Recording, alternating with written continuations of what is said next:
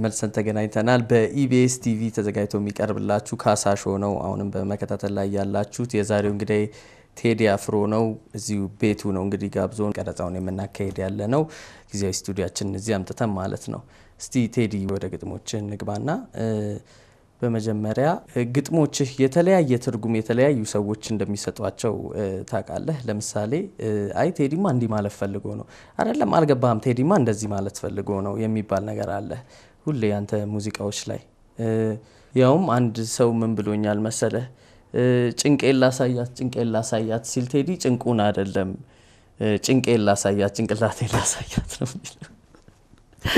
ያለኝ ጓደኛዬ ማለና እዚህ ድረስ ይሄዳል አንተ ግን ስትጽፍ እንዴት ነው ምን አይነት መልእክት ያስተላልፍ ብለህ ነው ሰምና ወርቅ እንዲኖረው ነው እኔ በመጽፍ ጊዜ መቼም ለማስደነቅ መጻፍም ላለማስደነቅ መጻፍም ሁለቱም ትክክል አይደለም ሰው የሚሰማውን በሚጽፍ ጊዜ የሚፈልገውን በሚያወጣ ጊዜ ሰዎች የሚያስፈልጋቸውን ነገር ያገኛሉ ለምሳሌ ጴጥሮስ በውሃ ላይ እየሄደ ያለ በውሃ ላይ መሄዱ ነማቴዎስ ያዩት እንደሆነ ከዞረም ይሰምጣል በውሃ ላይ በመሄዱም ሲደነቅ ይሰምጣል ዝም ብሎ መሄድ ነው ያለበት ወደሚፈልገውና ወዳመነበት ነገር መሄድ አለበት አንድ ሰው እኔ በመጽፍ ጊዜ ስሜቴ የወደደውና ሐሳቤ ያፈለቀውን ነገር በመከተል ውስጥ ነው በዚህ ጊዜ ሰዎች አስተሳሰብ ደግሞ እንደ ማየት አቅም ከማየት አቅም ጋር የሚገናኝ የእይታ አይነት አለ አንዳንድ ሰው ደግሞ ማየት የሚፈልገው ነገር ብቻ ማየት የሚፈልግ ሰው አለ ማየት የማይፈልገውና ማየት ከማይፈልገው ነገር በላይ የላቀው ደግሞ ማየት የሚፈልገው ነገር ከሆነ ያን አብልጦ ማየት ይሄ ለየሰው ሁሉ የተሰጠ ስልጣን ነው የሰው ስልጣን መንካት የራስን ስልጣን ማነቃነቅ ጥቁር ሰው የሚለው ሙዚቃ ላይ ደግሞ ባልቻ አባቱ ነፍሶ ትላለ ግን ባልቻ አባቱ ነፍሶ አይደለም አባ ነፍሶ የፈረሱ ስም ነው ይባላልና አንተ እዚህ ላይ ምን ትላለህ የባልቻ አባቱ ነፍሶ እንዳልሆኑ ምናልባት እኔ ነፍሶ የሚባል ስም አልሰማውም እስካሁን ሊኖርም ይችላል ካለም ችግር የለብኝም ነገር ግን ባልቻ አባቱ ሳፎ እንደሆነና ባልቻ አባ ነፍሶ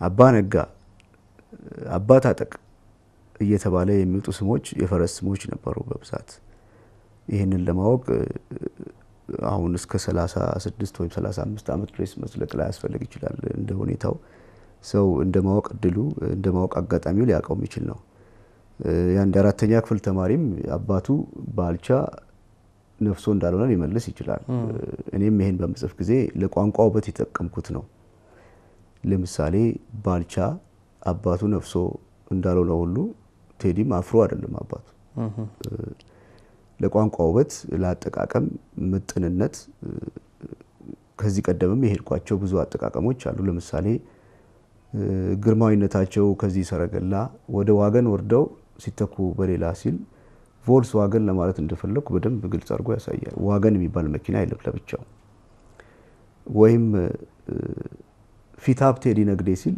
ፊታውራሪ ዲነግዴ ወይም ፊታውራሪ ሀብተ ጊዮርጊስ ነው እንደውም በትክክለኛ በሙሉ ስም ፊታውራሪ ሀብተ ጊዮርጊስ ነው እንጂ ፊታውራሪ ዲነግዴ አይባልም ፊታውራሪ ሀብተ ጊዮርጊስ ትክክለኛ ስማቸው ሀብቴ ዲነግዴ ቢሆንም ምናልባት ወረቀት ላይ ስንጽፈው አቶን እንደምናረገው ወይም ኃይለ ምናምን ስንል ሀ ብለን እንደምበዝባር አርገን እንደምጽፈው ፊት የሚለውን ለብቻ አርጌ ዲነግዴ ሳደርገው ለቋንቋው ውበትና ለፊደል አጫዋወት የተጠቀምኩበት ነገር ነው ስለዚህ ፊታውራሪ ማለት ባልቻ አባ ነፍሶ አባታቸው ነፍሶ እንዳልሆነ የታወቀ ነገር ነው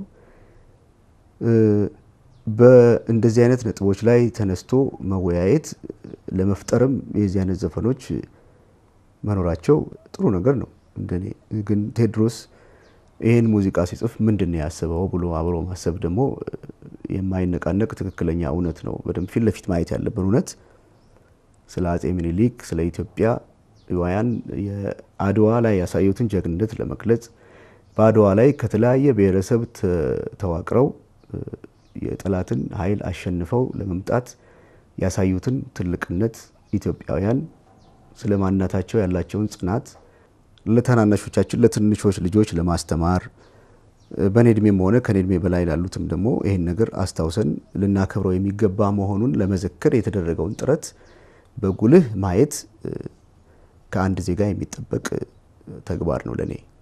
ከዛ ባለፈ መተቸት ያለበት ነገር ካለም በቅጡ ለመተቸት ስንነሳ በቅጡ የተነሳንበት ነጥብ ለመነሳት ይመቻል አይመችም ብሎ ማየት እንደየ መነሳት አቅማችን የሚታይ ነገር ነው። መወያየቱ መልካም ነው። ነገር ግን አንዳንዴ እንደዚህ ቀላል የሆኑ ነገሮችን ራሳችን መልሰን ልናቆማቸው ስንችል ልጆች እንዳይማሩ የምንከላከለው ነገር አስደሳች አይደለም። አስደሳች ነገሮች ብቻ የሞሉበት ዓለም ደግሞ አይደለም። አስደሳች ያለው ነገሮችን ቢኖሩ እንዲህ የተጫወትን ማለፉ መልካም ነው። ትልቁ ነጥብ አባቶቻችን እንዲታወሱ ቴዎድሮስ ያስበው ነገር ምንድነው?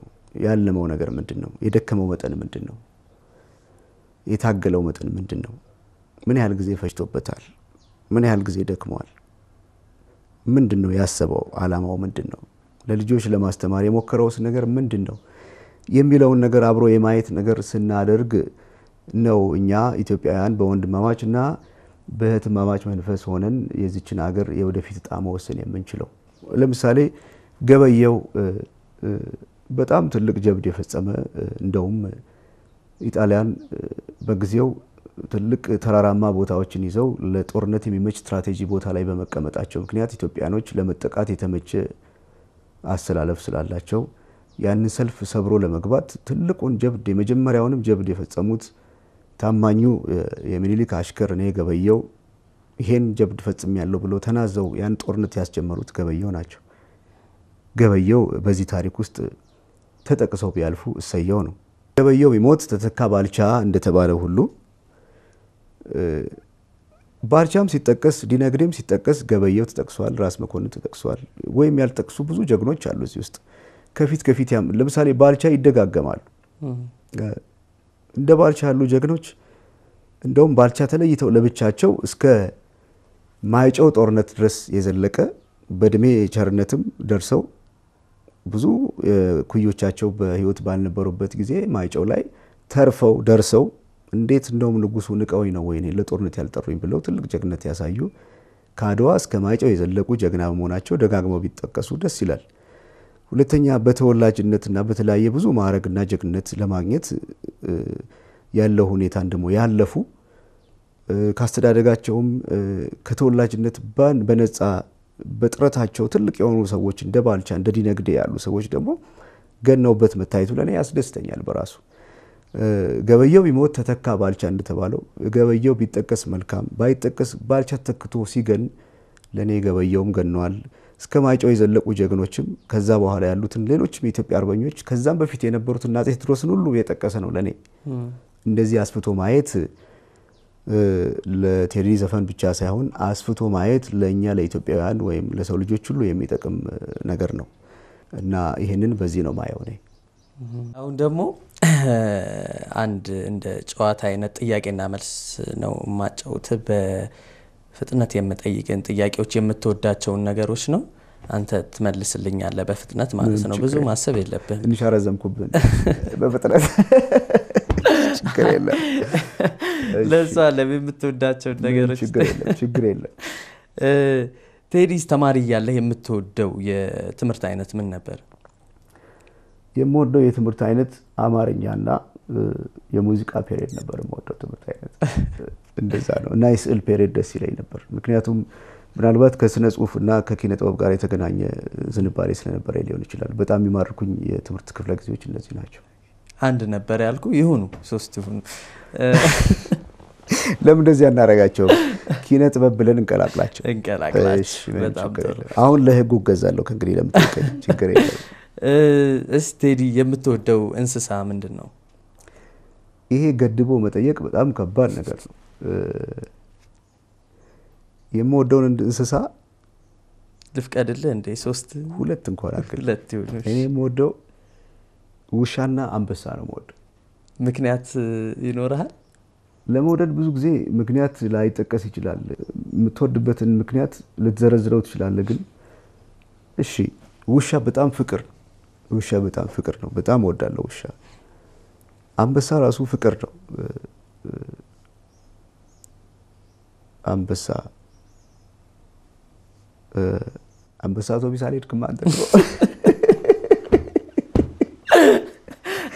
አንበሳ ነገረኛም አይደለም በባህሪው በጣም ነገረኛ አይደለም ጥሩ ነገርም አለው ምክንያቱም ምናልባት ማሸነፉን ስለሚያቀው የሚታገስ ፍቅር ሊኖረው ይችላል ነገረኛ አይደለም አንበሳ ጥሩ እንስሳ ነው ለኔ ውሻ ደግሞ በጣም ወዳለሁ ከልጅነት ጀምሮ ውሻ ወዳለሁ በጣም ከድሮ ጀምሮ የምትወደው ስፖርት አይነት ምንድነው ኳስ ወዳለሁ የሚያስደነቀ ነገር ኳስ መጫወት ነው የሚያስደስተኝ ማየት ብዙ ጊዜ አልተጋም ገጋጥሞኝ ሰጫወት ግን ደስ ብሎኝ በልጅነቴ በተለይ በጣም ወድ ነበር ኳስ መጫወት አንድ ሰው ቴዲ ያው ኳስ ሲጫወት ጎበዝ ነበር ብሎኛል እውነት ነው በአለም ላይ ኳስ የማይችል እንደኔ የለም እስከዛ ታያየዋቸው ሰዎች በልጅነቴ ግን በጣም የኳስ ትጥቆች አባቴ ያሞላልኝ ነበር ቁምጣ አለኝ ማሊያ አለኝ ኳስ አለኝ ነገር ግን ከሰፈር ልጆች ሁሉ ኳስ ማልችለው ነኝ ብዙ ሰዓት ኳስ የምጫወተው ምን ነኝ እውነት ውሸት ምን ያረጋል የምትወደው የሙዚቃ መሳሪያ በልጅነቴ ከበሮ በጣም ወድ ነበር ከበሮ ደስ የሚል ዱላ ሁሉ ሳገኝ ዴት አድርጌ ከበሮ እንደምመታበት ነበር ማስበው ከዛ በተለየ ከዛ በኋላ እንግዲህ ጎበዝ ባለሙያም ባሎን ኪቦርድ ትንሽ ሞክራለሁ ግን ጎበዝ አይደለም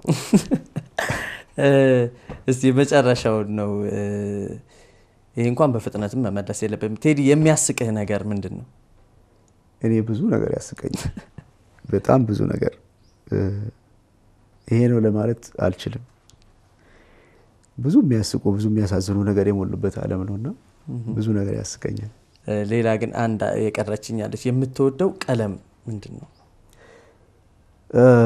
የምወደው ቀለም ይገርማል እኔ አረንጓዴ ቀለም ወዳለው ነጭ ቀለም ወዳለው ሰማያዊ ቀለም ወዳለው በቃ እነዚህ ናቸው ሌሎችንም በየደረጃቸው ወዳቸዋለሁ እነዚህ ቅድሚያ አምሰጣቸው ናቸው ጋንዝ ያዘው ስላቸው ማለት ቀይ ቀለም ወዳለው ለምሳሌ ቀይ ነው የለበስኩት እንደዚህ ከባድ ጥያቄ ጠይቀኝ እዚህ ውስጥ ስንት ቀለም ነው ያለው እስቲ ስታይ እነሱ ሁሉ ኮን በቃ እነዚህ ሁሉ ደስ ይሉኛል ምናልባት ቀለም ተከተል ይኖራቸዋል ቀስተዳም እንግዲህ ተመልካቾቻችን እናንተ የጠየቃችሁት ጥያቄ ቴዲ አፍሮ ወደ ካሳ ሾው ይመጣል ተብላችሁ የጠየቃችሁት ጥያቄም አለ በመጪው ሳምንት ነው የምንመለስበት ስለዚህ መጪው ሳምንት አብረን እንገናኛለን ከቴዲ ጋር ማለት ነው